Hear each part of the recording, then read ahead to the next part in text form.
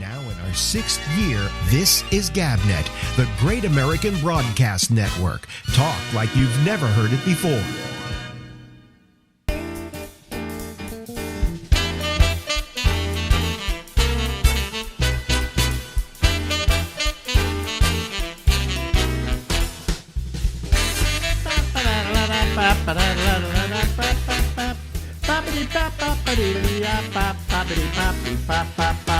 The big red letters, Alex. Big white letters, Ramble. That's us. That's the whole show. And we're here until midnight tonight. Hey, ladies and gentlemen, guess who's here? Guess who's with us from Massachusetts? Worcester, Massachusetts. Worcester, Massachusetts. Boy, it's getting. You can probably come down here now. Yeah, pretty soon. Mm-hmm. Love to see you. You know. That'd be great. That'd be fun. Terrific. Has Broadway opened yet? Broadway opens in August, I think. Really? Yeah, I think they would. I don't think they. It's not like they said, okay, we got to wait till August because more disease takes place in a theater or whatever. I think it's that they've been dark for what, a year and a quarter, right. And it'll be a year and a half by then. And I think they have to do something to kind of get the stuff going, you know? Yeah, they need to go back to rehearsals. Yeah. And some of the shows are not reopening. Which ones? Well, for instance, we had tickets to West Side Story. Uh-huh. And they've canceled it.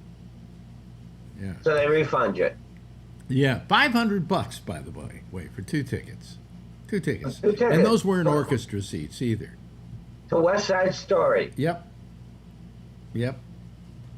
That's a play that's old as the hills. Well, I think one of the reasons I would say the reason why they closed it down or they decided not to open it up, I think is because the Spielberg movie is coming out in December. What movie? And West Side Story. Again? Yeah, he's doing West Side Story, and it looks good, actually. Really? Yeah, because they have actual Puerto Ricans playing the parts. Imagine that. I mean, I think it was Rita Moreno. She said that she loved being in the film. I mean, that it was a good point in her career, but that she hated the fact that Natalie Wood, they had to put a tan makeup on her to make her look Puerto Rican. Right. And that it really should have gone. She probably felt it should have gone to her, and she probably would have been a terrific Maria. Oh yeah. You know. But she is now the executive producer of the new version. Oh, really? Yeah, and I've seen some trailers from it, and it actually looks like I might like it better than the original. The original bothered me on so many different levels. Well, yeah. I mean, Natalie Wood, number one, wasn't Puerto Rican, it didn't even look to be Hispanic on any level. Right. And then she also didn't sing in that film. Oh, I didn't know that. No, her voice was done by Marnie Nixon, who did a lot of voices for people. She did Audrey Hepburn in My Fair Lady. Really? Yes. Marnie Nixon was this woman who was a great talent, made a lot of hit movies, was never given credit at the time. Really? Because they didn't want people to know that Audrey Hepburn wasn't really singing. But has Audrey Hepburn not sing? Well, she could sing, but she couldn't sing well enough to do My Fair Lady. Right. Okay, right, that takes a right. certain kind of semi-operatic style. Right. And she didn't have it. Supposedly, in the movie, there are scenes where she did actually sing. But for the most part, it's Marnie Nixon. So it's Marnie Nixon in West Side Story, too, for Natalie Wood. So Natalie Wood not only couldn't sing, but she also wasn't of Hispanic descent. At all. And I mean, I love Natalie Wood, Sure. But I probably liked her the least in this film for exactly that reason, that I didn't believe she was Hispanic. And then I wonder how they're going to do the fight scenes in the new movie. Probably a little more action, since Spielberg's an action director. Right. But I mean, the thing is that so many people do parodies of West Side Story. Right. And when you do parodies of something, you got to know it was not really good, because people are finding the faults and then Right. you know, extruding them into just a horrible thing. So you know, the here come the Jets, we're the Jets all the way. Right. It's kind of a dated concept. So I hope that Spielberg brings it up to date. You know. You think they're going to update the songs? They did away with "I Feel Pretty." I think. Really? Yeah, they felt that was not a Hispanic kind of song. You know, it didn't have that flavor. You know. Right. And, Right. Everybody in the originally it was supposed to be left out of the movie, and they did it anyway. So I hear they've done away with it in this film. So they recast the entire movie. Oh yeah, I mean, Rita Moreno is in it, but she's not playing the same part. Right. 50 years later or whatever. But you know, it's a whole new cast, of course. It has to be. The rest of the cast is pretty much dead. You know. Yeah, and they're supposed to be teenagers, aren't they? That's the other problem. Yes, Yeah. with Natalie Wood. She wasn't a teenager, neither was Richard Beymer, who I couldn't stand.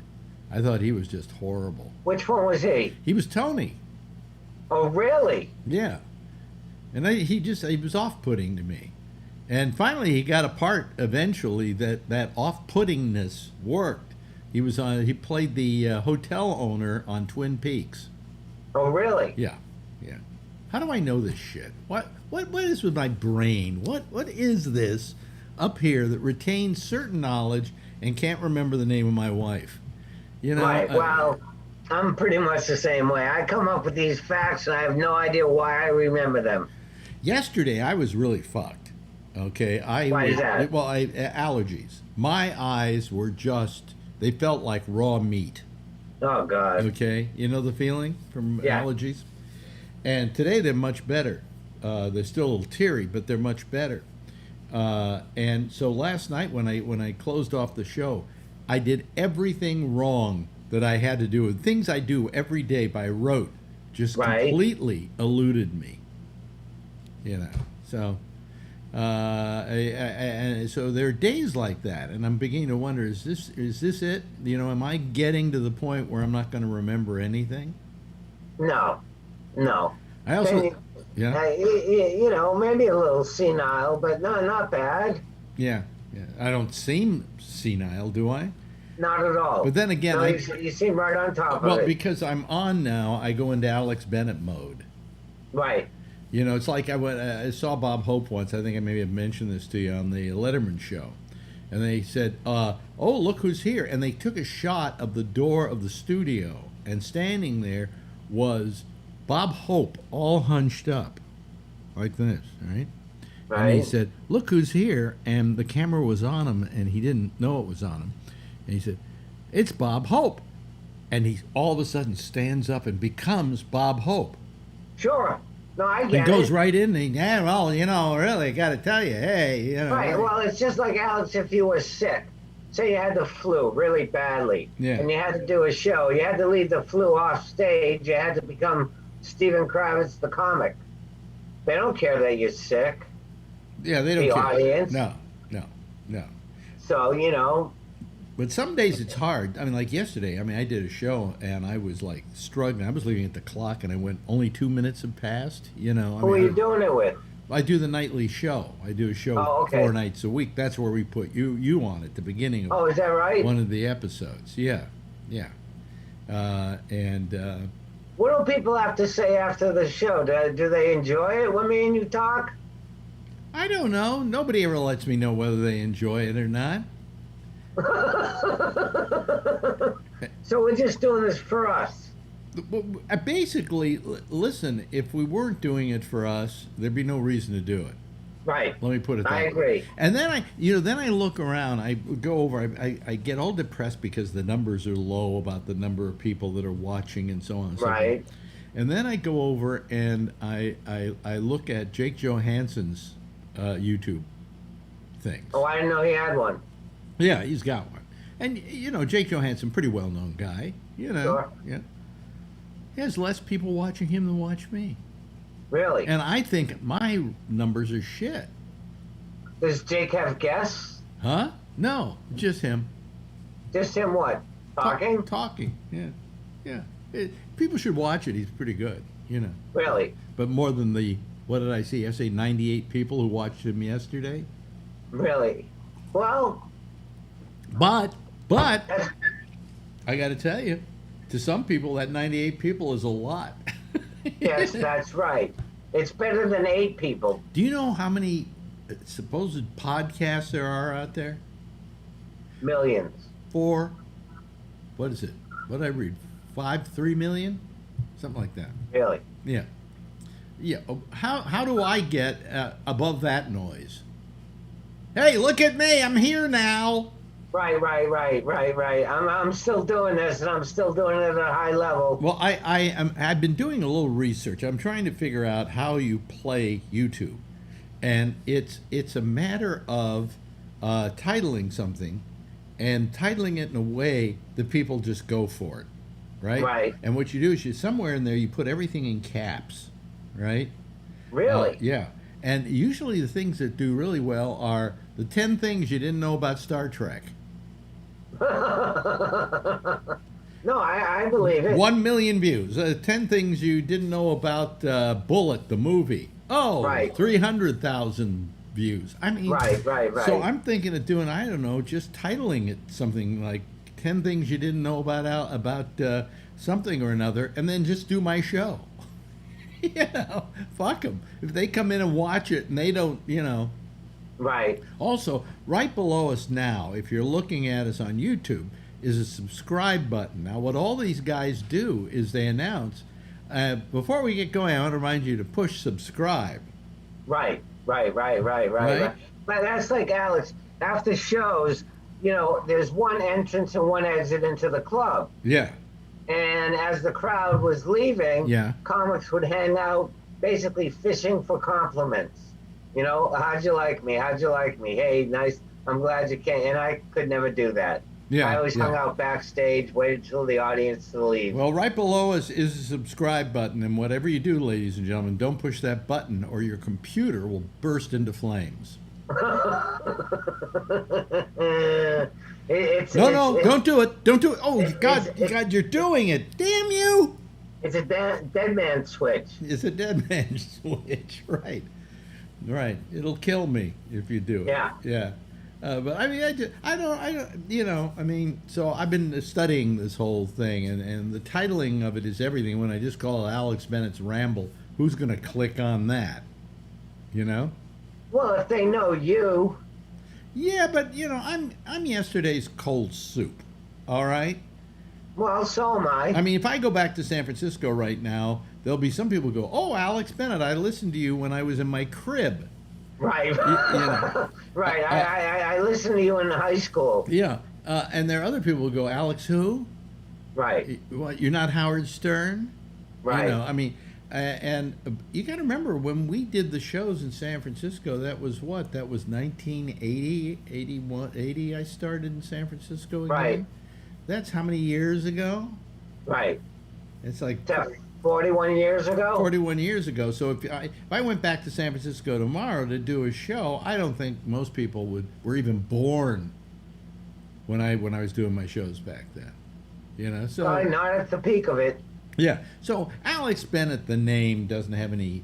It does have a certain cachet here in New York, oddly enough. Right. But I was going through a book. Somebody gave me a book, sent me a book, and it was New York radio, and it was pictures, New York radio, of all the people who worked New York radio and so on, and starting with the old days when it was, just they were putting two wires together like this, Right, all the way to the very end, and they have everybody that I ever worked with is in that book. Everybody, photographs of them. Here's Jim Kerr, here's John Zachary, here's blah, blah, blah, Allison Steele, deep. The only person that isn't in that book? You. Me. Now, I'm not egotistical here, but let me just say, I wasn't just a passing story in New York radio. That's right. Okay? That's right. That's absolutely right. I mean, 1,000 people stood outside a radio station protesting my firing. Okay? Really? Yeah, I had a full-page article on me that weekend in the New York Times. Shouldn't there be at least one mention of me in this book somewhere? Right. Yeah. Right. Well, I get the same thing. I mean, they did a documentary of the Comedy Store, and I'm not in it at all. And I was pretty prevalent from '85 to 2000. Well, also, part of the problem is you're not that famous. You're not a Jay Leno, okay? And secondly, you're not in L.A. They couldn't, if they can't just drive down the freeway and go do a bit with, a setup with you, they're not going to do it. They're lazy. Right. It's what I used to say about working in San Francisco. That whenever they do a story about radio and blah, blah, blah, they would never come and interview me. They would never come and interview anybody in San Francisco because, we got to go to San Francisco. But L.A., we got an office. In New York, we got an office. Right. And so if you were either in L.A. or New York, excuse me, I'm still having problems with my eyes today, but they're just itchy and. So what? San Francisco is considered a secondary market? Well, it's not that it's a secondary market. It's just not on the trail. Okay. In other words, here I found when I worked in New York, I had no problem getting press, no problem, because they were always looking for stories, and they were looking for stories that were easy to get. They didn't have to travel to San Francisco to interview me. Right. Okay. And so I suddenly became a big deal because I'm New York, and then that big deal in New York gets out there into the rest of the country. So I got probably more press, I would say, the national press, when I was working in New York than and I was much bigger in San Francisco than I ever was in New York. Okay. Oh, in San Francisco, come on, you are huge. Yeah. But people go, huge in San Francisco. Very nice, thank you. We're going to go interview Howard Stern. He's in New York. He's right down the street. Right. See? Right. Does that make sense? No. I mean, does it make sense that that's the reason why they don't, But San Francisco was, San Francisco is actually the big story, one of the two big stories in comedy. One was Boston and one was San Francisco. Right. You went to Boston or San Francisco to learn to be a comedian. Yeah. You could get a lot of stage time. And then you went to either L.A. or New York once you were proficient.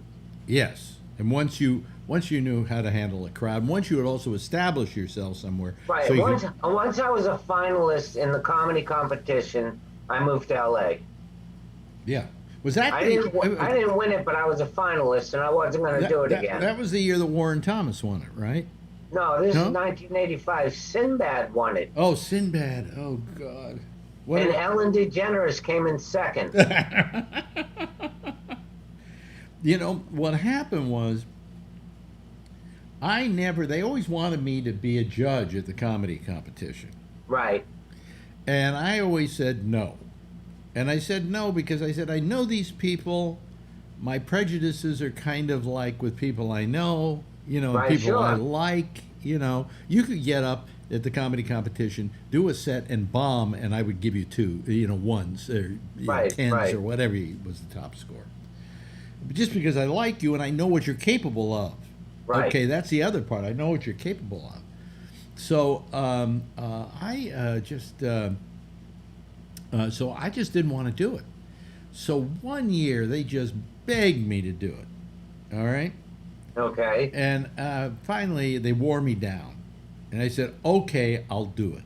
Right. So I went to the comedy competition. It was the finals, but there are 2 nights of finals, and then what they do is they do an average of the 2 nights. Okay. Right. When I did it, they did 3 nights. Yeah.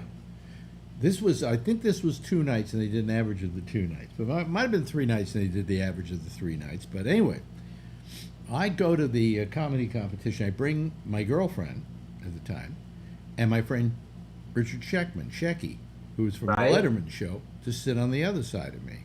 And I said, now look, I'm going to sit here giving these people scores. If you think I'm wrong, tell me. Because I don't want to, excuse me, I have to blow my nose. Does anybody mind if I blow my nose? Nah. There we go. Feel better? No. But anyway, so they're on either side of me, and they're checking everything that I'm writing. Okay. Right. And they're going, nah, maybe a little less, maybe a little more. You know, I'm trying to be really honest. But who's on the show? I think Pearl was there, I think, that year. No, Pearl was a finalist when I was a finalist. Okay. So who was, I'm trying to remember who the people were. There were. Do you remember who won? Well, I'm going to tell you in a second. Okay. So, it's the final night, I think, and so I vote for who I think is the best. Warren Thomas is on the show, right? And he did a really great set, so I gave him top scores. And then I looked to check in. I said, "Is that okay?" Girlfriend, is that okay? I said, "Yeah, right." You know, it's right. Fair. That's very fair. And then, you know, they had a whole bunch of other acts. Some people I really knew and liked. I'm trying to remember who was there that year. Right. And when it was all over, I passed in my score, and they declared, maybe it was the second night, maybe I was doing the first night, but finally at the end, they declared Warren Thomas the winner of the comedy competition. Right. And people felt he shouldn't win, because I'm trying to remember who the other guy was he was up against, who got, you know, people. He was an audience favorite, not Warren. Right. But what they did is, because they took an average of the two nights, this guy came in first on one night and third on the second night. Right. And Warren came in second both nights. So he won. So he won. Right. All of a sudden, Alex Bennett fixed the comedy competition. All by yourself. Yeah, it's in the newspapers. It's everywhere. It's Alex Bennett fixed the comedy competition because the Chicago Black Sox. He voted for his pal Warren Thomas. You know, and I'm going, Jesus, this is why I didn't want to do it. Right. Exactly. It's a no-win situation for you if you do it. Yeah, I wish I knew who the other people were on that show. Because they. I think. What's his name? Oh God, Rob Schneider was there. Oh really? He was on the bill. I'm trying to remember who else was on it. But the year I was a finalist, Warren was a semifinalist, and I beat him out. Oh really? Yeah. And then the next year, I think he was sick with blood clots. I know there was one year he sat out, I believe. Yeah, but he did win the comedy competition. Oh, absolutely, yeah. And he deserved to win it every time he entered it. Yeah. But anyway, so you know, it was a no-win for me. It was just horrible. Right. It just puts you in a bad situation. Yeah, and on top of that, I never liked the comedy competition because I felt the real comedy competition was you play clubs, people want you, you make more money. That's the comedy competition. That's right. Okay, you don't turn it into a game show. Right. And I felt it was demeaning to the comics. I felt, you know, and actually those comics that won, for the most part, you know, never went on to bigger stuff. I mean, Jim Samuels. Right. Big winner of the comedy competition. Anybody ever hear of Jim Samuels? Well, you didn't because he died of AIDS, but... nice guy. Nice guy. Great guy. Actually, I had a problem with... And Robin came in second. Robin Williams came in second. And we can't even remember who the winner was. Jim somebody or another. I don't know. I'm trying to remember now. But he didn't win the comedy competition. So you know what does it prove? It doesn't prove anything. No. You know, and it's not a step ladder to success either. No, it was at one point. Yeah. It was at one point in the early '80s. By the time it got to my year, it was not. Yeah, and are they still doing it? I wonder. I don't know. I was a judge one year for the finals. Lucky enough, I didn't know any of the comics. Oh, good. You know what I mean? I didn't know them I wouldn't have known them if they were walking down the street. I did a semifinal. We're running out of time here, but I did a semifinal one year, and there was a guy who was rode a unicycle and juggled and told jokes. I'm trying to remember Olivier Olivier. Frank. Huh? Frank Olivier. Frank Olivier. And I gave him a 0. Right. And the audience loved him. They were applauding. They were going crazy, right? Sure, because it's vaudeville. This is vaudeville. And they said, well, why did you give him a 0? And I said, because this is the comedy competition, and I didn't see any comedy. Right. You know, if it was a juggling competition, he'd win. Right. You know? I said, I'm basing my judgment on his comedic abilities, not on whether he can juggle and get on a unicycle, which I could never do without killing myself. So. Right, me neither. Yeah. And it's a little too late to learn the unicycle now. Yeah. But if we do, I can probably do 10 things you didn't know about unicycles. Anyway, ladies and gentlemen, that's Steve Kravitz. Thank you so much, Steve. Love having you here. Thank you as always. Bye-bye. See you later. Bye. Now in our 6th year, this is GabNet, the Great American Broadcast Network. Talk like you've never heard it before. Oh, yes. Hi. Hello, everybody. How are you? Got one person waiting to come on tonight. One of these nights, I'm just going to say, yeah, that's it. Look, yeah, okay, there we go. I'm trying to, but I'll go to him in a minute, you know. But it'll seem like I'm doing one of my interviews like with Kravitz. Boy, Kravitz is so much fun. I think I'm going to come up with an idea for a show for he and I together. I think I like him. Anyway, not feeling as my eyes aren't as they're still puffy, but they don't hurt as much as they did last night from the allergies. So I'm feeling a little better. And then I went to my neuropathy today, my neurologist, and he pronounced me still capable of walking for another year. So, you know, we'll see what happens. But anyway, let's just admit the two people that are waiting here, and you know, see them. Here they come. There's Brian, and Charlie Wallace should be joining us any moment now. Hello, Charlie. How are you? Okay. Well, at least here comes Jeff Stein. I hear that Alan isn't going to be here tonight, so. My prediction, it was just the 4 of us after COVID. Remember, I kept saying it's going to be Charlie and I when and Jeff can be included. After COVID? Yeah, we said after COVID or after Biden got in office. I see. It'll just be a few of us. So. Yeah. You know, I mean, there's been a lessening of the audience, and I think some of that has to do with the fact that the wrong guy won. At least so far as this show is concerned.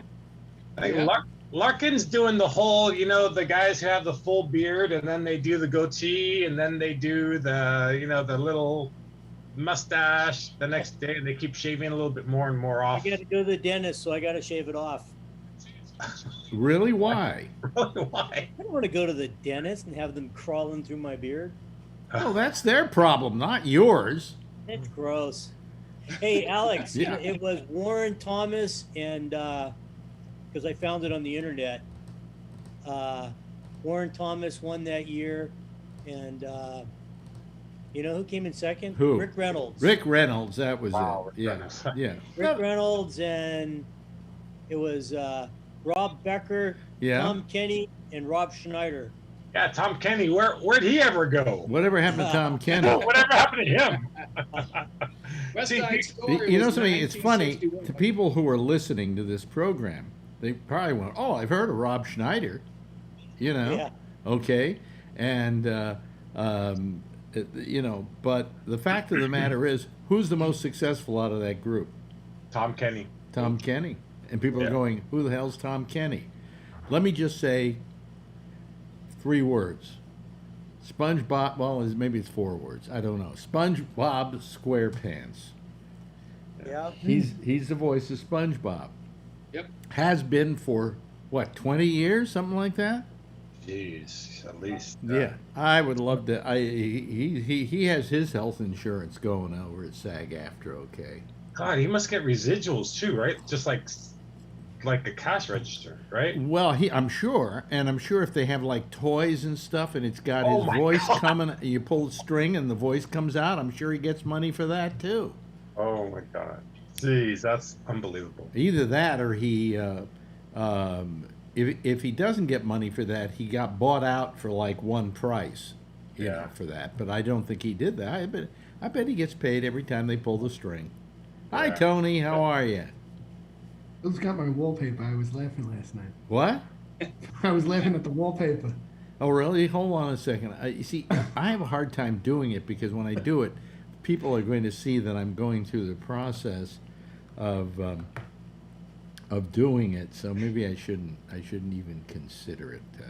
Yeah, mine looks terrible, I think. What? Yours looks terrible? Well, mine looks here. You see all that stuff? It says video settings. Let me move that out of the way. Yours looked good though, really. It looked like he was in my mother's dining room. What? He looked like he was in the dining room. I want my plate back. I was going to tell him. Really? Wait a minute. Gee, I added it here. Where is it? Well, oh, here we go. Here we go. There we go. All right. Yeah. And Charlie, you have one, don't you? It doesn't work very well. It doesn't work very well. Oh. There's the Charlie, plate. There's the plate, Alex. Yeah. Charlie does the John Candy 1941. And you know, the thing is that if there were more light on the background of you, everybody could see it. If you move out of the way, just move out of the camera range. See, there it is, folks. That's it. That's the. Let me see, Tony. So we What all. are you gonna do? I don't know what we're gonna do. We may have to redecorate it. You're gonna have to redecorate. You better redecorate. I'm afraid if we take it down, Yeah. you don't think she'll come back and like do the I don't think she will. You know, I would like to think that there's not much of a chance of that. Okay. I hope so.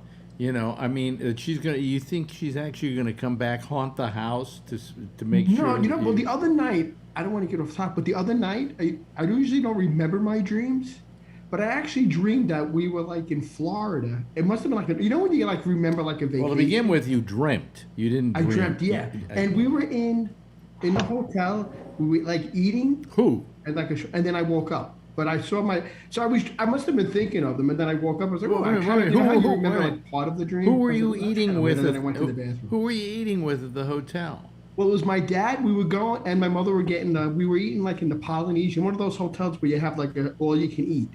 And I remember mother saying, "Go get more to eat," because you know we didn't want to probably stop for lunch during the day. Yeah. I was small though, and I got up. I remember us eating, and then I kind of woke up.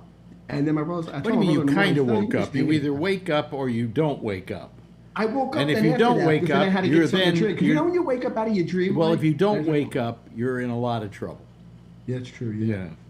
So I probably it's all right. I don't know why I was thinking of Florida though. Boy, you just wind Tony up, and he just. Yeah, you do. Yeah. And you know what? You don't want to get Facebook messages from him. You really don't. I go into a tangent. You go into a tangent. You don't know how. You don't know how to write one thing. I know. And make it. If you want to make it long, you make it long. But no, you write a little bit, and then you write another one. And you write another one. And every time that happens, my watch goes off. I do that to my brother too. He's like, "Would you just make one message?" Yeah, well, because I go crazy when I start. If you don't want to find yourself in a state where you don't wake up some morning, I'd stop it. You know. Yeah. You don't hear it then. Yeah.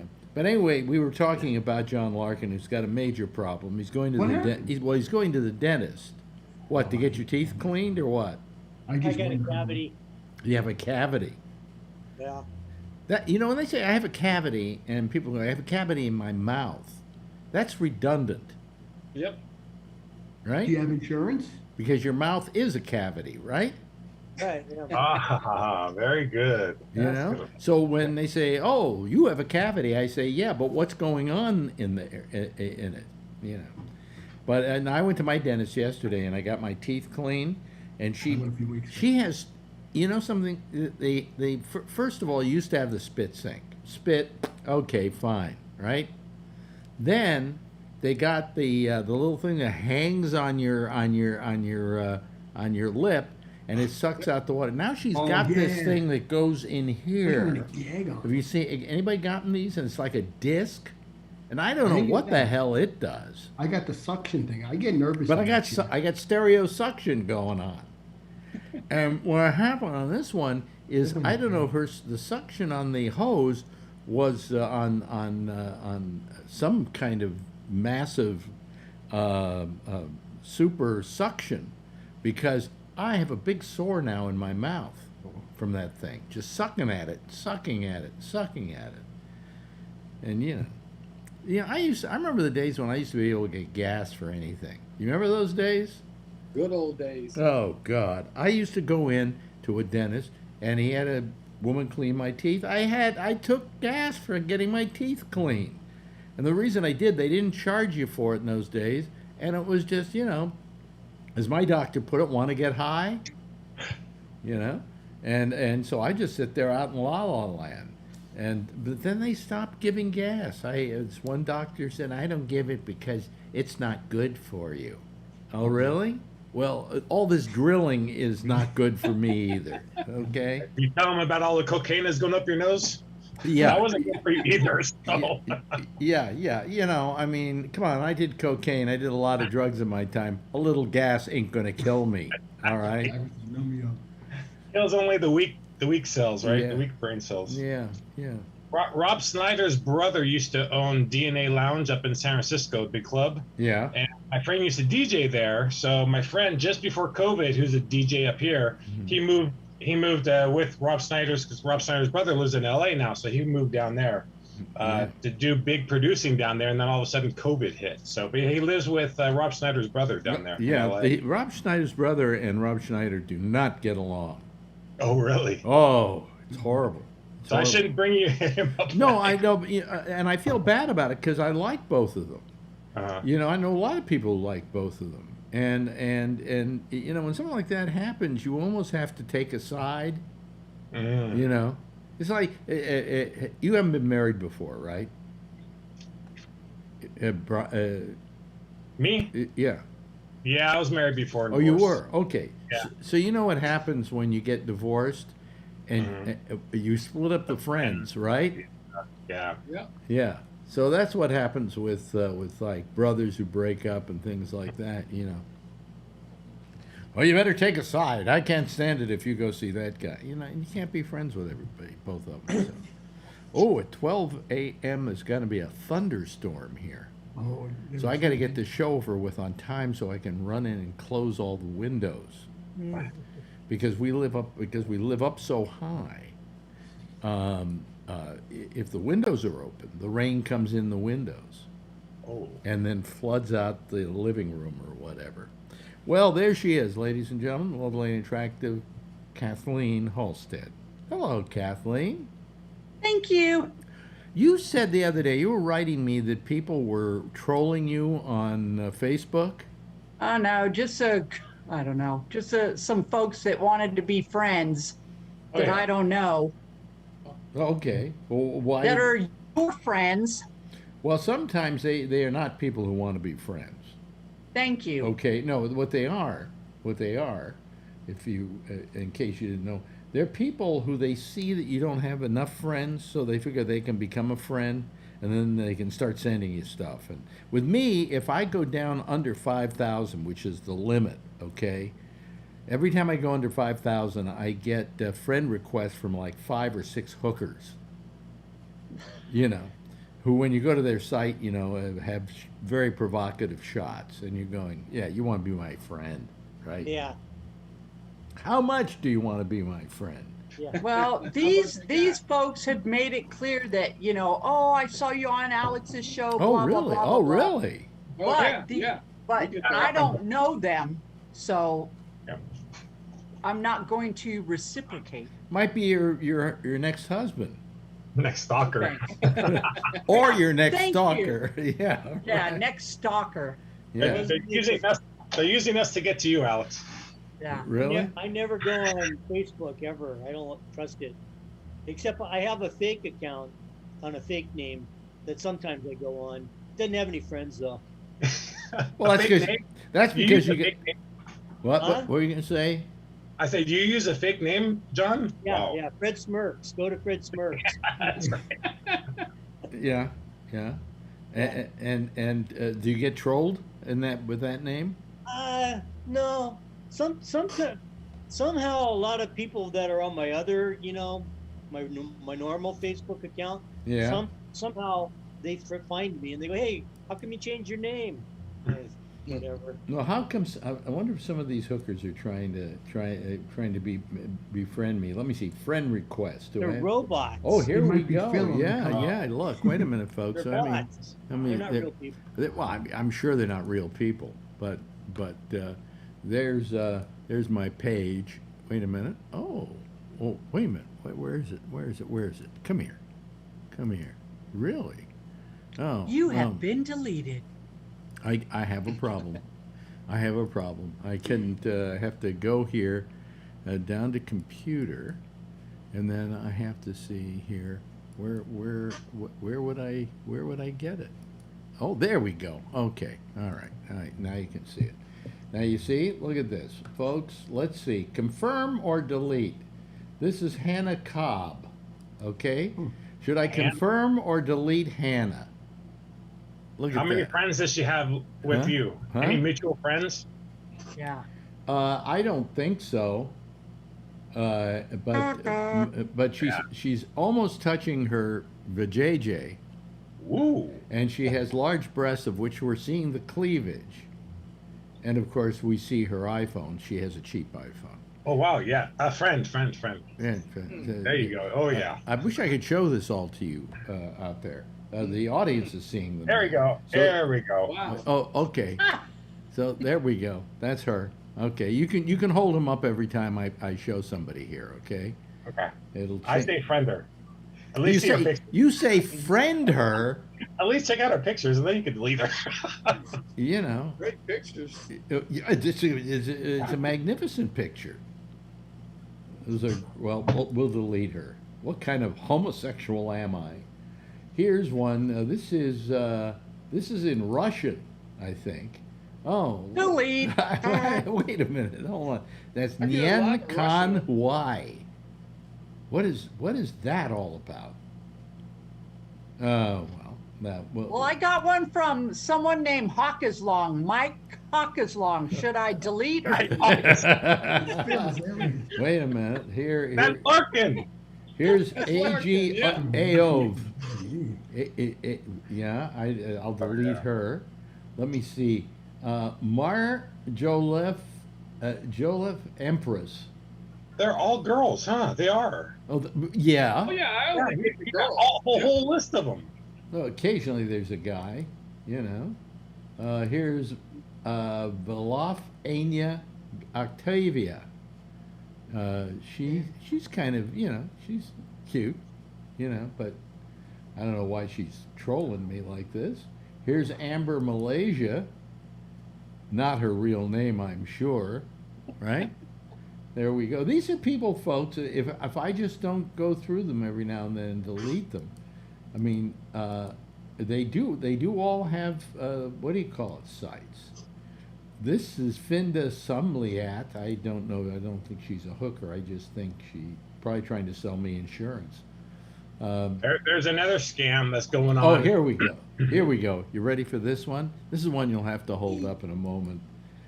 This is, oh yeah, okay. This is Habib Musyafa. Oh my God. Join other naughty swingers and get involved in a lifestyle with one of the best online communities. And has the picture come up yet on your thing there so you can show it to them? What am I doing wrong? I don't get those. Well, these are on if you're watching YouTube. These are going out on YouTube. There we go. There she is. Look at that. Huge. Yeah, it's hard to focus, but those two big round things underneath her face are not basketballs. Yeah. Oh man, there are just look at them. Look at them. Look, I'm going to delete that one. I'm going to delete that one. I'm going to delete that one. I'm going to delete this one. Laura Jackson. I don't know. What does she look like here? This is Laura Jackson. Oh, God. That's a little gruesome, folks. Here comes Ray Renati. Let me add him to the group. But here, let me just delete a few more here. Let me delete a few more here, a few more. Wait a minute, hold on a second. Maybe I don't want to. Oh, I think I just did. I negated somebody who I shouldn't have. But anyway, I'll go back to them later. But there's another scam that's going on, probably going on for a long time.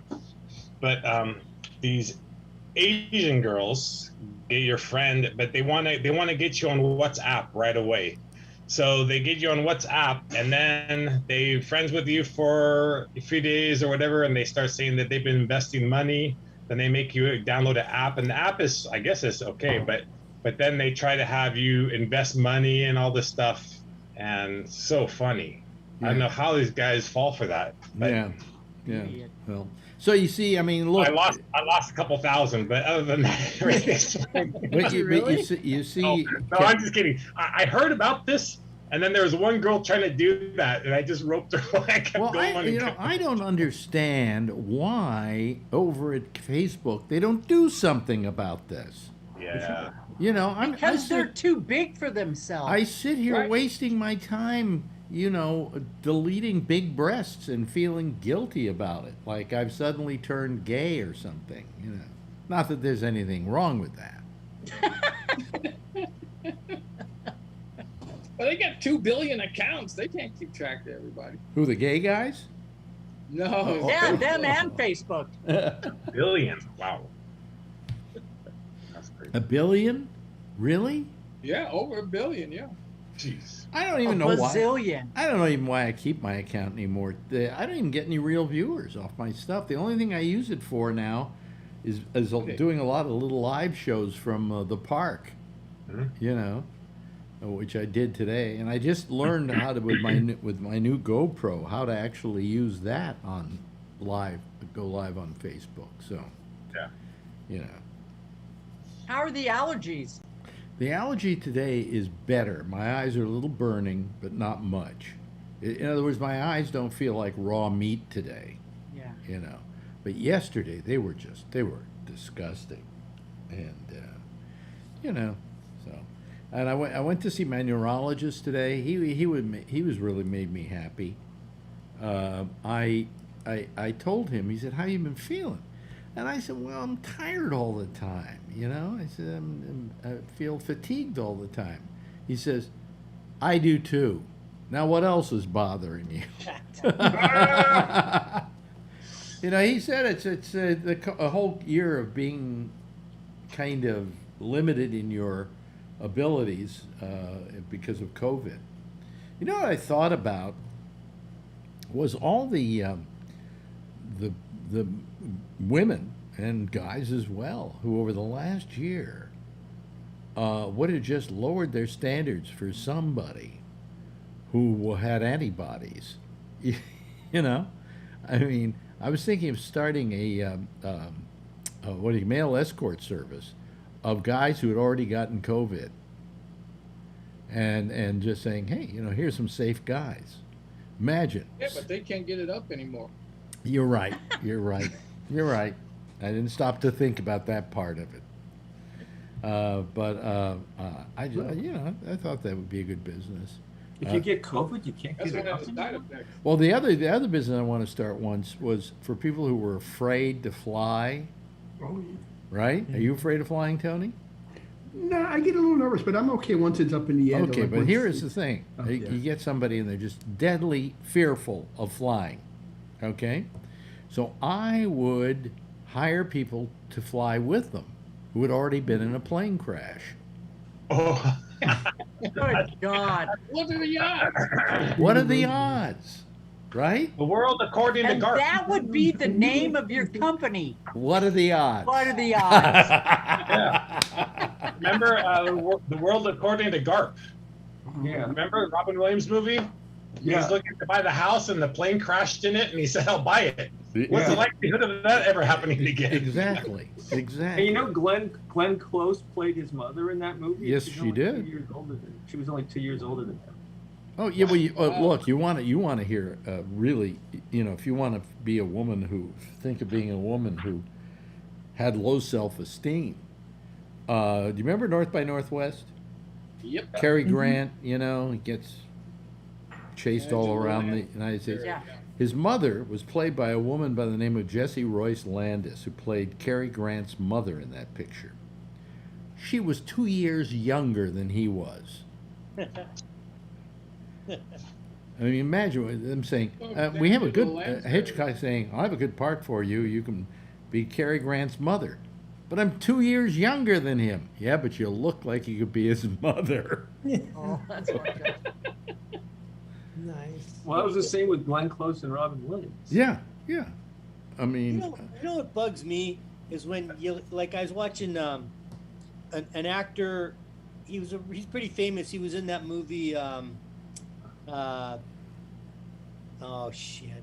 Oh, the movie Oh Shit! I remember that. I can't remember the name. It starred what's his name? The person, the person, Silver Linings. the person who was in that thing. Silver Linings Playbook. Yeah, Bradley Silver Cooper. Linings Playbook. I heard I don't know the guy's name. Bradley but Cooper. Yeah, he can't be older than 30 or 35, maybe at the oldest.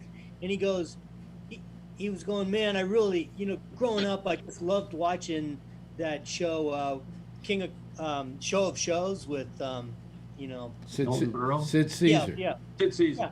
No, just say that. Always just say that guy who was in that thing. Okay. Yeah, right. So the Show of Shows with Sid Caesar, and I'm going, you're fucking 35, man. That show was way over before you were even born. Yeah, but people do have access to it. Yeah, but he was going, I remember when I was a kid, watching that when I was a kid, like it was on when he was alive. Well, I remember watching it when I was a kid. Yeah, but he's, My parents 30. loved that show. Yeah, it was a great show, but, or like they'll have some black person talking about the civil rights movement, and they weren't even born then, and they're like talking like they were there. Yeah. Yeah. That annoys me. It just annoys me. I noticed that Ray's now put up the background there, but that isn't the one with his mother in it. Well, I'm trying to be more sensitive. And No, it's all right. trying. But go ahead. You have it? Wait a minute. Yeah, I have it. Look, we just lost Ray. You want the one with the mom in there? Yeah, the one with the thought mom. Phil's in was good last. Phil's was funny last night, Alex. You were laughing when it went up. I was watching. It's just, this son of a beast got my mother's wallpaper. There we go. I was watching the There Laker we game. go. Just watching move it to your on side TV. a little bit so everybody can see mom. Other way. There we go. I'm gonna have to hang a different picture. You know what I'm gonna do, Alex? I'm gonna hang a different picture up from a bedroom over here. Yeah. I was thinking about doing that tonight, but I gotta figure which one to take out of the thing, just to throw Phil for a loop. So I'm gonna change that. She's got so much stuff laying around. I'm gonna change it up. What does Phil Take my have? background so Phil's won't match up to mine. That's the mother Phil from have this Psycho, right? That's the mother from Yeah. Psycho. This is it. Yeah, I made this a long time ago. Alex, remember when you said last year you got a job until she goes, and then bang, Trump got it. Well, I mean, you're out of work now. It's back to selling I those. listen, but I'm sleeping like a baby at night, though. Are you really? It's so. I listen to the radio at night. You know what it is? She used to call me all night, and now nothing. I should call you in the middle of the night and go, Tony, can you come over here, Tony? Yeah, I'm up.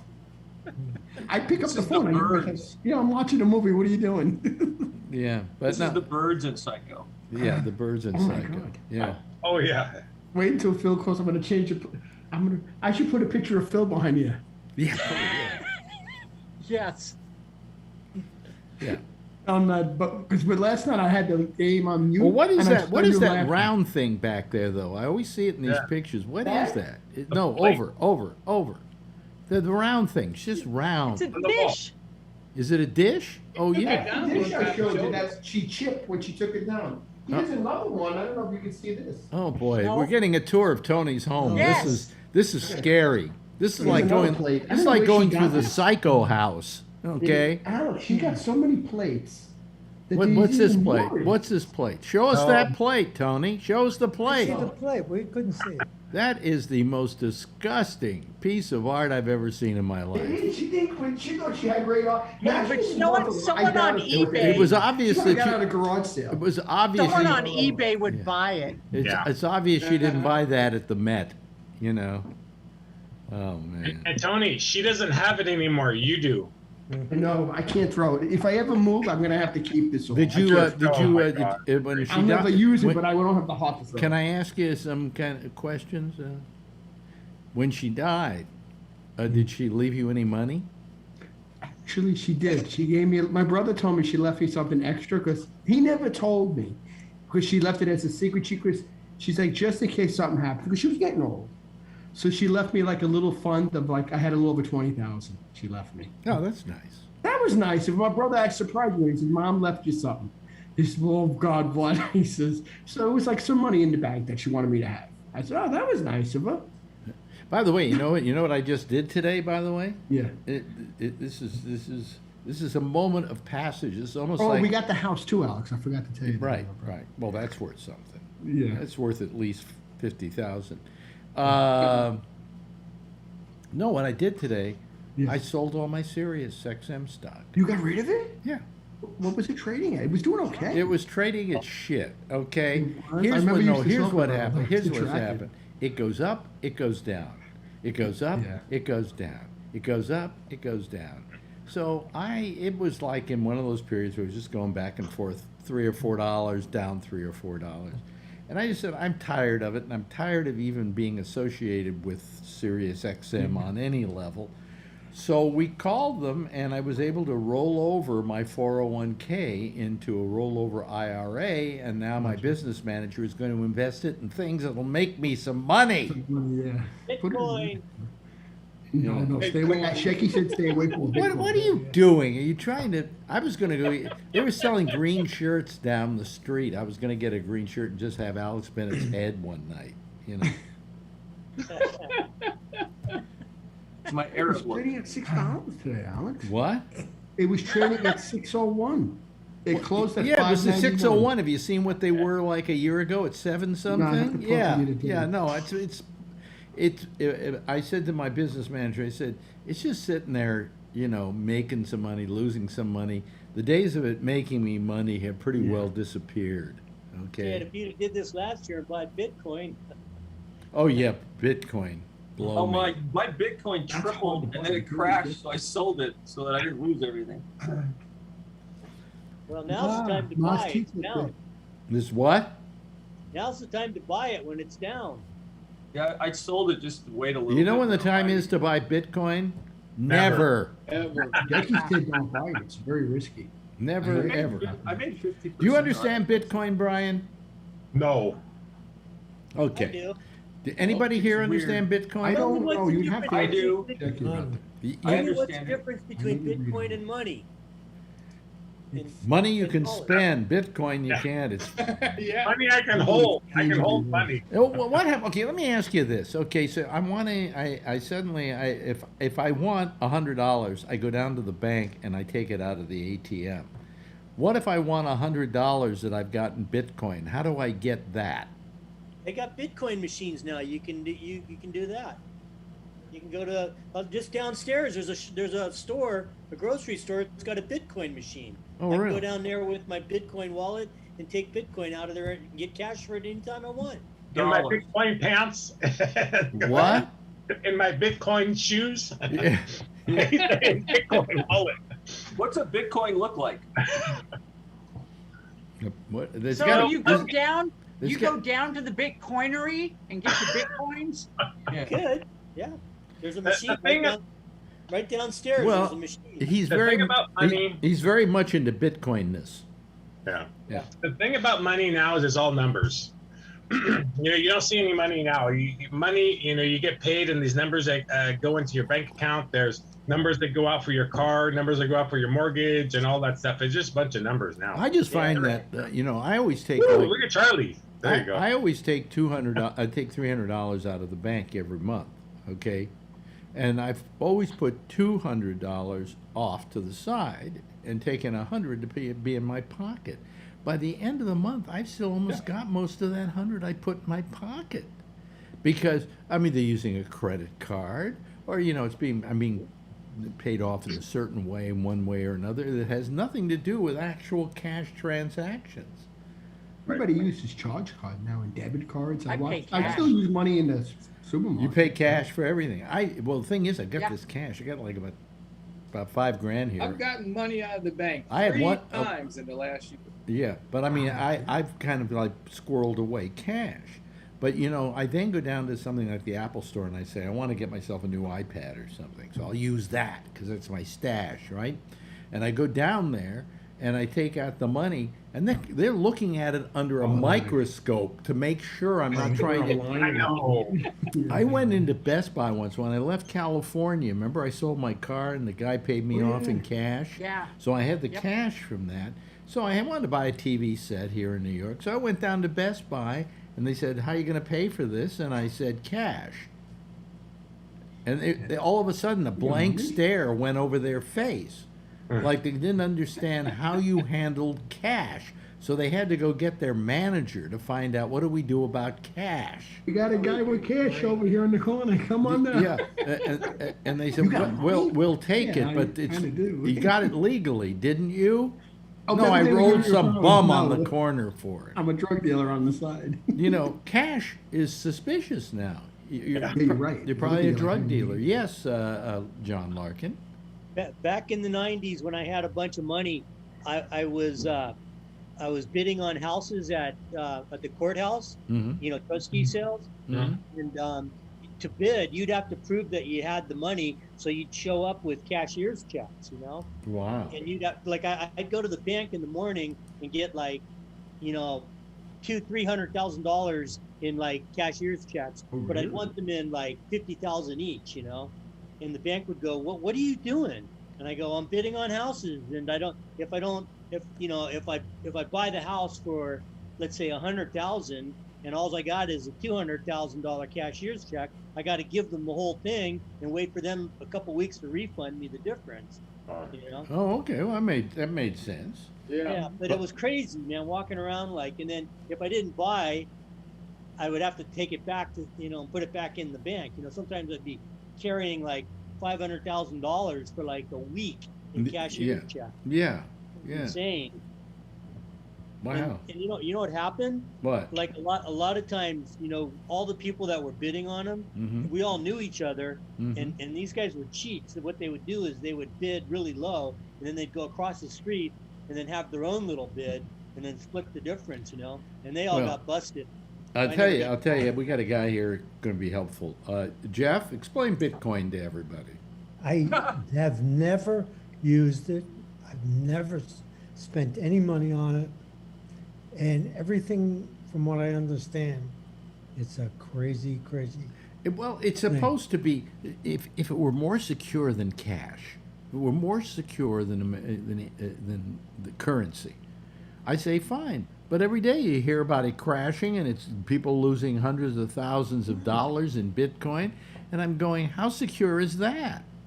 You know, it's just volatile. Yeah, it's really volatile. Didn't Elon just like try to pump the Dogecoin or whatever? Well, no, and I live all night, and then it went down and crashed. What was it? It was called, I can't remember. It's called something. It's with a D. Dubcoin. No, it's not Dogecoin. It's what? Dumbcoin. Dumbcoin. Yeah. Dogecoin. Deutsch. It's called Dogecoin. Doge was a meme with his dog. You see that thing on Saturday Night Live? What is Dogecoin? Yeah. What is Dogecoin? That's another bullshit. I invested in Douchecoin. Is that? Yeah. But anyway, so. Did you hear? Remember that video where the kid's biting the other kid's finger?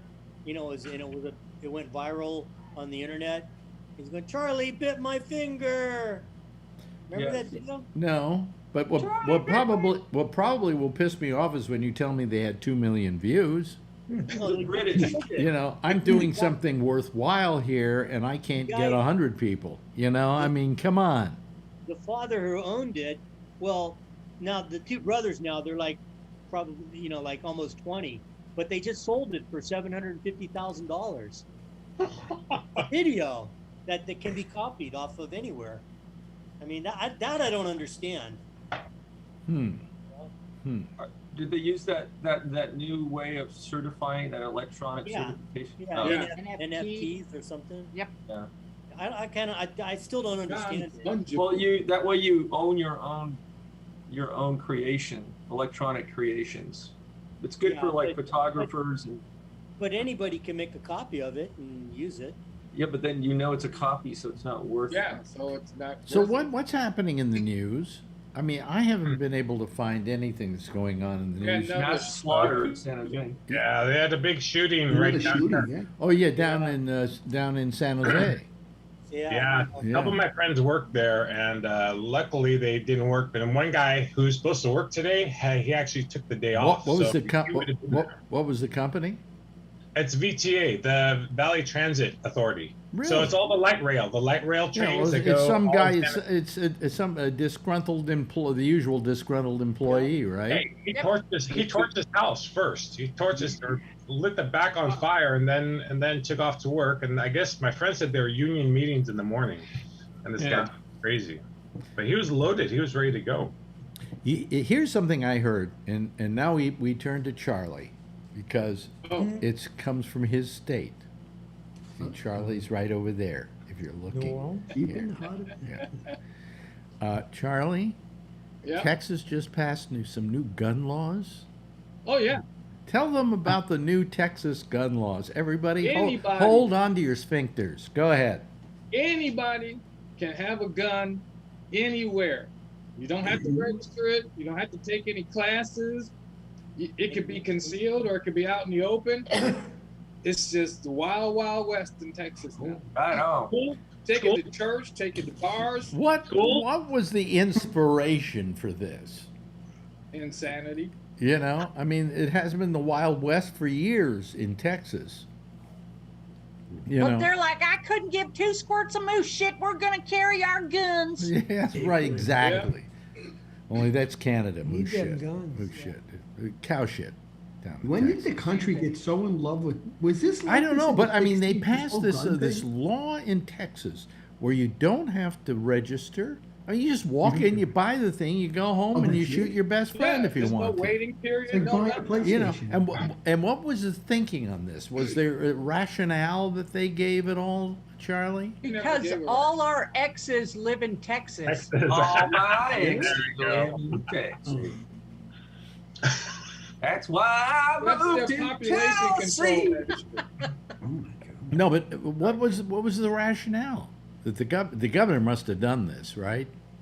They never gave any rationale. It's just that's the Republicans. They don't have to. And is it an executive order?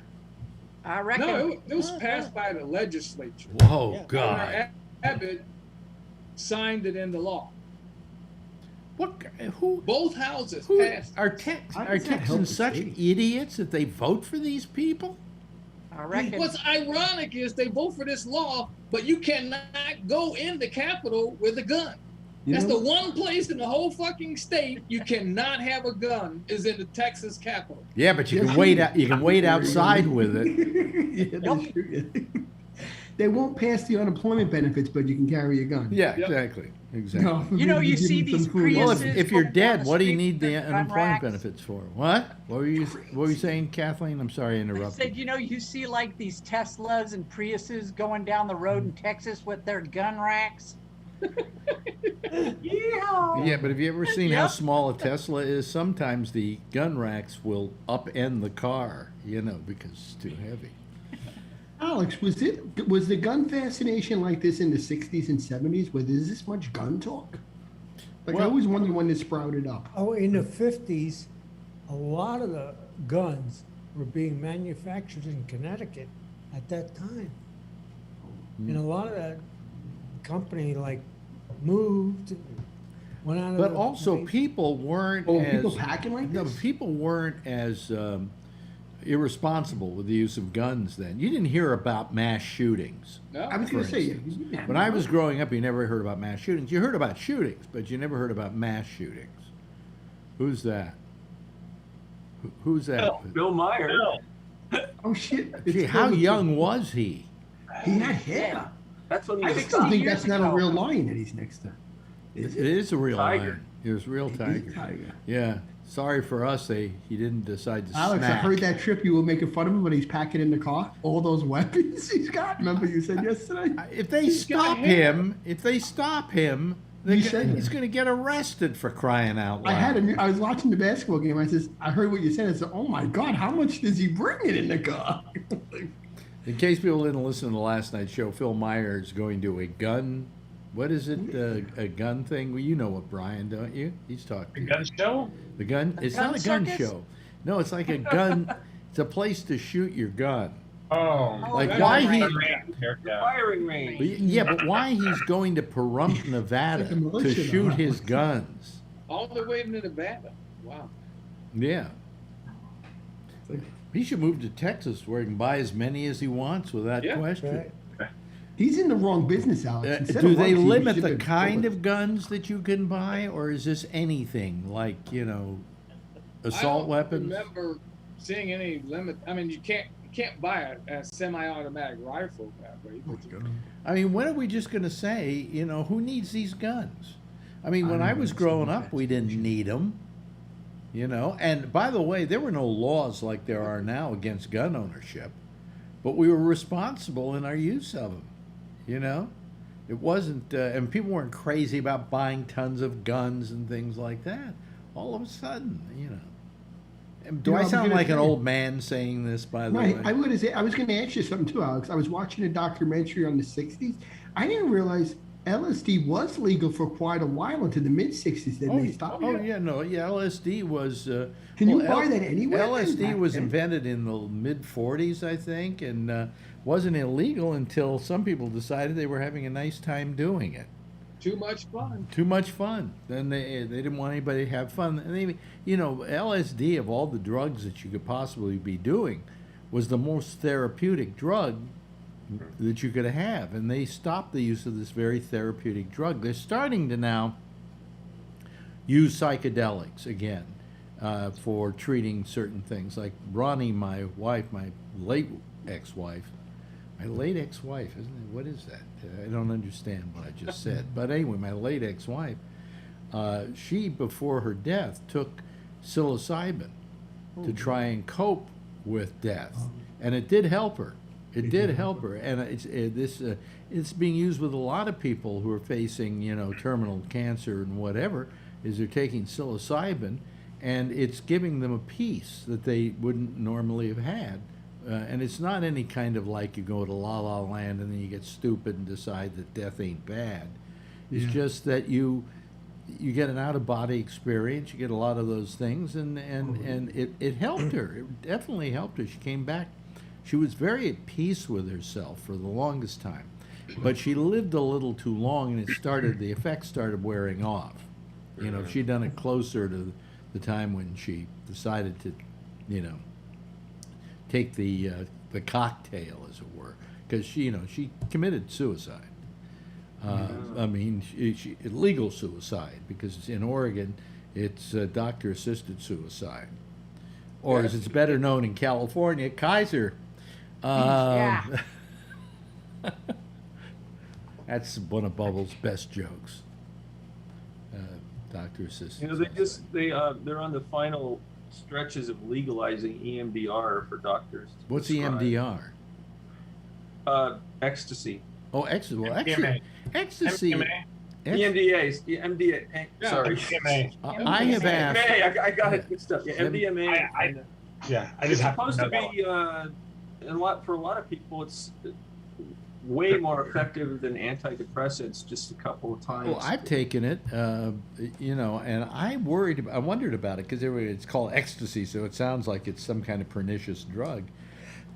But I asked a doctor about it after I took it, and she said it's not dangerous. So it's the least dangerous of all the drugs.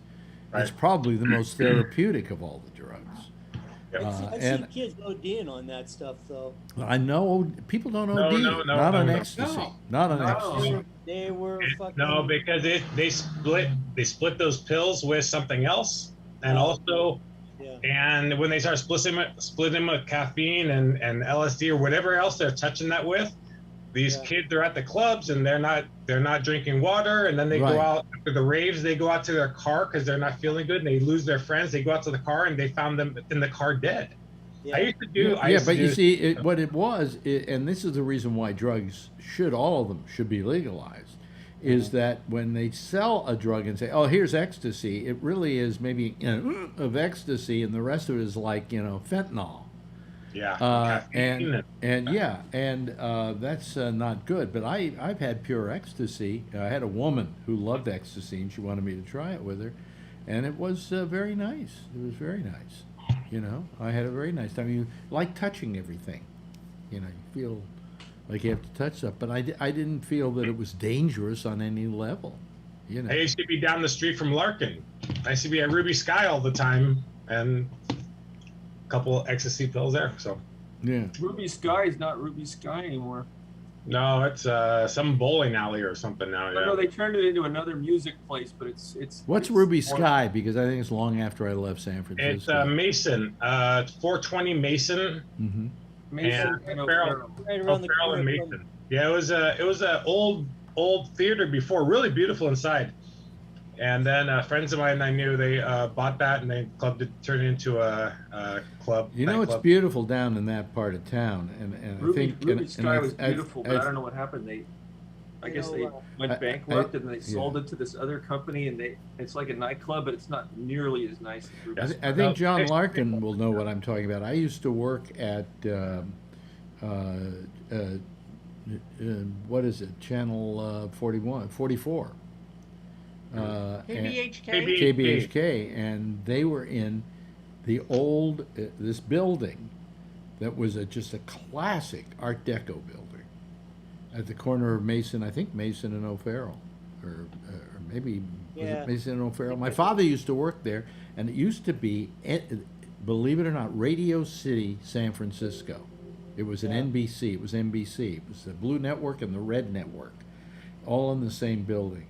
And I worked out of there doing the shows for KBH Channel 44, and I loved going into this big studio that was their studio where they had a huge audience. Jack Benny would come up and do his show there. It had a big sponsor booth up high so the sponsors could sit there in luxury and watch the show, and a control room. And my father used to play in the orchestra there. And I used to just go in there and kind of communicate with my dead father, you know, because it was just a wonderful place to be. So kind of working in that building gave me a link to my father's history and to all the wonderful stuff he did when he was doing radio shows and so on. So, where was the building? I think it's Mason and O'Farrell. Well, there's the Native Sons of California. Well, if you building. look on the side of it, or the front of it, actually, it has a huge mosaic of a hand on a dial, and then all the nations of the world that it's broadcasting out to. And I think that thing is still there, if I'm not mistaken. No. That building's it's been remodeled now. Well, I know they took away all the glass bricks that made up the windowing in the building. Yeah, it's I think it was a restaurant, and then it was Fusion or something like that now. Yes, and now it's another restaurant. Yeah. It's like a nightclub now. It's right next to the Native Sons of California building, which is part of where Ruby Sky was. Well, I had people with a lot of money, and we were thinking of buying that building and literally turning it back into a broadcasting outfit, but also at night turning it into a nightclub in which we do live radio shows with orchestras and everything, you know. But it never came to be. It was just too expensive for our blood. But it was a beautiful building, just a beautiful building. All those buildings right there are beautiful and old, and parts of them were there, like the building that Ruby Sky was in. Much of that was from before the earthquake. Mm-hmm. It didn't completely collapse. Yeah, and they had all the stained glass art. All these people, they're really beautiful inside. They did a really nice job restoring it. Wow. Yeah, but Tony's mom suddenly decided to become a Yankees She's a Yankees fan, huh? She was a Mets fan, but she used to root for my Yankees when they were in the World Series. Oh, you better go get a Mets cap next time. We don't want to upset. But it's all right. She rooted for my Yankees because she knew I was a big Yankee fan. I was the only one in the house with like the Yankees. Do you ever, late at night, think she's still wandering through the house? I'm not going to lie to you. The other day, I don't know if I told you. You know when you hear, like, I thought I heard something, and sometimes I do, you know when your eyes play tricks on you? This is, by the way, this is pure New York. I told you. I was like, oh, that's just nothing. I was the fan. I thought you ever think when you hear, like, somebody move or something, it's like the wind? I'm like, Ma, is that you? I play a well, numbers you know, I mean, you had your mother in that house forever with you. Yeah, it almost feels like she's. And then when she's not there, there, it was like when you have a pet or a dog or cat, and they die and they go away. All of a sudden, you feel like the animals in the house somewhere. Is it odd to feel like that, Alex? Yeah, I mean, sometimes I'll do like a double take. It's not odd. You're just crazy. That's all. That's true too. Yeah. Who lived there with you? Don't haunt me, please. When my brother died, I did that happened to me when my brother died. I kept on thinking I was seeing him like in my peripheral. Yeah, I mean, like I was watching TV, the documentary, and I leave the kitchen light on, and my brother called me on my cell, but I didn't get it. And then I thought it like I had to close my eyes. I thought I saw something. It was like a shadow. I said, "That's nothing." Your mind plays tricks on you too sometimes. Yeah, because it's like wishing they were still around or whatever. You're so right. Yeah. Like, insert it into your like consciousness. Well, I think that is a good point. Tony, who's at the house with you now? Just you? Well, we have the whole house. We're not going to rent upstairs. So my brothers and me live downstairs on the first floor. We renovated it. So we're just going to keep this empty because we don't want to rent. You don't need people to access. You want to rent the apartment out? We don't want to do it because we don't want nobody in the house really with us. Yeah, you don't want to do that. No, I mean, it's like your mom's still there. Well, you said your brother and you were thinking of selling the house. Well, down the road when he retires, we were thinking about we may sell or we may buy something upstate and maybe keep the country. Yeah. Yeah, we The want to go like country? an hour away, Kathleen. We're getting tired of the whole congestion of everything. But do you know We're something? not too I got to far. tell you something quickly because we only got about 2 minutes left. But I went up to Mount Sinai today because I had these tablets I wanted to deliver. No, that's a very Jewish joke. I don't know if anybody. No, but I went to Mount Sinai, the hospital, and as opposed to Mount Sinai with the tablets. Yeah. And I went to Mount Sinai. I said to my doctor, "What do I got to do?" He says, "Take 2 tablets a day." Here they are. Anyway, but the traffic was unbelievable. And it hasn't been that way for a year. What I loved about COVID was if you got into like a lift and they took you for a drive, there was nobody on the streets. You could fly down the streets. Now, people everywhere. It's back to the way it was. And I'm worried about that, you know? Yeah, I'm wondering how the numbers are going to be, Alex. I wonder like how the positive rate's going to be. Well, the positive rate's going down. So. It is going down. Yeah, it's down around 0.7 or something like that. Yeah. California's 0.9 right now.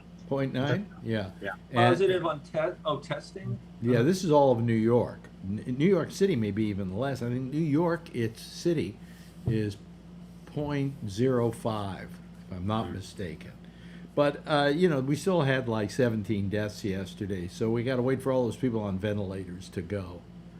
You know. Well, really, the less people on ventilators. Ventilators. The ventilators. Hey! Well, 80% of people who go on a ventilator with COVID die. That's the statistic. So, the less we have less ventilators every day that we're using. So eventually it's going to go down to 0 because there's not going to be anybody on a ventilator. But, Don't put me on a ventilator. Yeah. That's a waste of good ventilator. Yeah. Ventilator. Yeah. Will Durst was on a ventilator for a couple of days. But anyway, hey, listen, the theme song, and we got a lot of people watching tonight. Maybe Alan shouldn't call. Anyway. What a nice bunch of people. I really enjoy it. Brian, terrific. Charlie, always the best. Jeff, love you to death. John Larkin, always a pleasure. Tony, I wouldn't have any comedy if it weren't for you. Kathleen, what can I say about you, Kathleen? Well, I won't say it because you'll file a suit against me. But anyway, it's we go back a long way. Yes. Yes, we do. Really, we do. It's amazing. We do. Yeah. 96 October. Oh wow. And of course, Ray Renati. Why don't you all give yourself a big wave goodbye, and I'll wave goodbye back at you. Okay. There they go, ladies and gentlemen. That's our citizen panel. I'm scratching my head. Anyway, and I'm going to get rid of them. Some of them will go over and join Jack Bishop on the intersection right after we're through here. why don't you go over and listen to The Intersection after we're through here on our audio, which goes out 24/7, which you can access using gabnet.net. And there's a little thing you can click on up there, and it'll take you to our audio feed. We'll see you again tomorrow night, huh? Yeah, we'll do that. Same time, same station in life. In the meantime, as always, if you see her, tell her I love her, okay? And by the way, get vaccinated. And if you don't get vaccinated, then wear a mask. And if you're not going to wear a mask, fuck you. We'll see you tomorrow night. Good night, everybody. Be safe, okay?